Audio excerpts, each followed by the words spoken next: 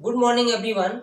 Today I am going to teach about of the chapter quadrilaterals.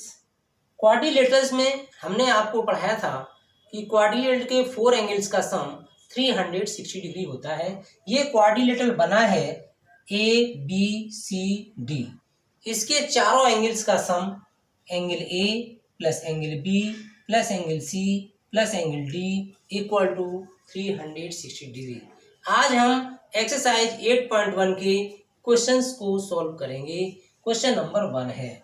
सबसे पहले हमें questions को पढ़ना है कि the angles of a quadrilateral are in the ratio 3:5:9:13। Find all the angles of the quadrilateral.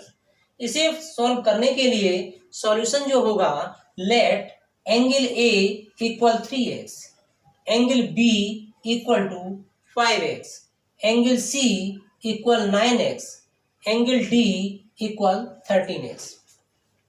In a quadrilateral ABCD, angle A plus angle B plus angle C plus angle D equal 360 degree.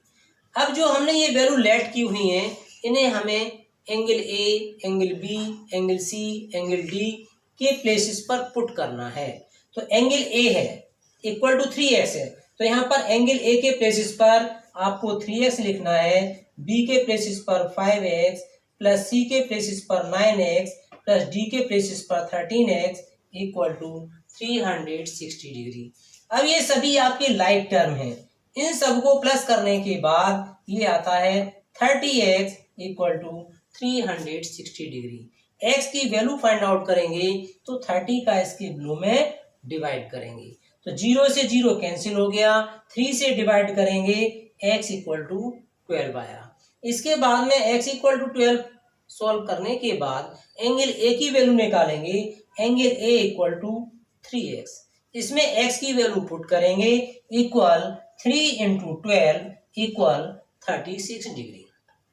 Angle B equal 5x equal 5 into 12 equal to 60 degree. Angle C equal 9x equal 9 into 12 equal to 180 degree. Angle D equal 13x equal 13 into 12 equal 156 degree. अब हमें ये भी check करना है कि मेरा ये question सही है या नहीं है। तो आपको अभी बताया था कि क्वाड्रिलेटरल के 4 एंगल्स का सम 360 डिग्री होता है। तो क्या हम इन सबको प्लस करके देख सकते हैं? जब हम इन सबको प्लस करके टोटल भी 360 आता है तो मेरा आंसर राइट है। देखिए 6, 8, 14 और 6 20 का 0, कैरी 2, 5, 11, 12 और ये टोटल आकर के आपका 6 और ये 3। टोटल करेंगे तो ये 360 डिग्री ही आएगा। 6, 8, 14 और 6 20, कैरी 2, 7, 5 और 2 7 और 3 10। इसको टोटल करके चेक करके देख सकते हैं कि हमारा टोटल कितना आता है। 60 तो आ गया, तो 6, 3 और इसके बाद में 6, 9, 9 और 5 14 और 2 कैरी 16। अब इसके बाद आता है 1, 1, 2, 3 360। तो अगर आपका ये टोटल चेक कर लेते हैं तो इसका आपका आंसर सारा सही है। ठीक है, तो आपको ये ध्यान में भी रखना है कि जब हमने वैल्यू आपने जो सॉल्व की है तो ये आंसर हम चेक भी कर सकते हैं। एक्सरसाइज 8.1 का क्वेश्चन नंबर 2, इसमें स्टेटमेंट को पढ़ेंगे। Diagonals of a parallelograms are equal so that ABCD is a rectangle.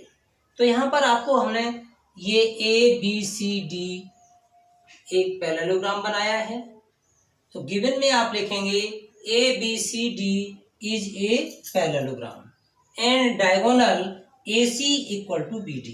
ये आपको गिवन में दिया गया है। To prove ABCD is a rectangle. आपको मालूम है रेक्टेंगल में ईच एंगल 90 डिग्री होगा, अपोजिट साइड्स इक्वल होती हैं।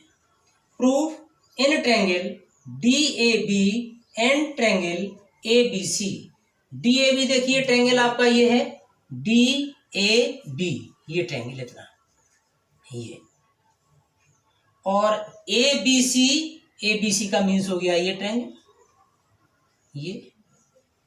ये दोनों ट्रायंगल लेकर के आपको सॉल्व करना है। इसके बाद हम क्या करेंगे, AC equal to BD first part है जो गिवन है।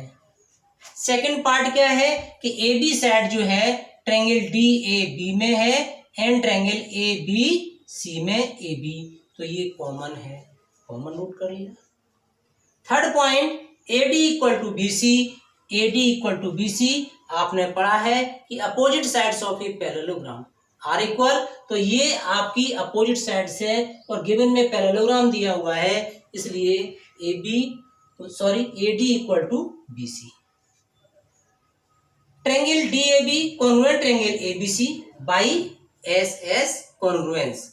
इस ट्रायंगल की तीनों साइड दूसरे ट्रायंगल की तीनों साइड के इक्वल हैं, इसलिए SSS प्रॉपर्टी से कॉन्ग्रुएंट।